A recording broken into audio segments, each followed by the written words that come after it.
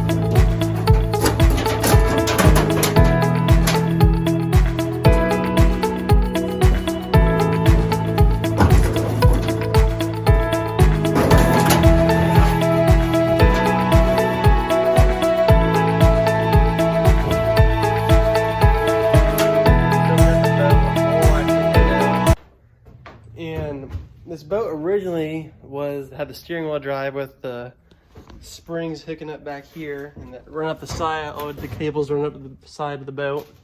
We took it out because it was shot. The motor was gone. Basically, we traded that off. Now I have a 6-horse Mercury 2017 that we're gonna drive a little outboard that we're gonna have back here, and we have a little seat that goes across. So we're gonna mount the spinning chair like that one over there on the ground. Drive it from now, but we're debating if will that 6-horse push this 14-foot around good enough. I know it's gonna be slower, but it probably have the power. I'm thinking. I'm not sure on you guys' input. And there's the deck. We're gonna be carpeting that up, recarpeting the front deck too. And we also need lights for the green and red light in the front and the normal running light in the back. Other than that, or she might be sea ready and ready to get on the water.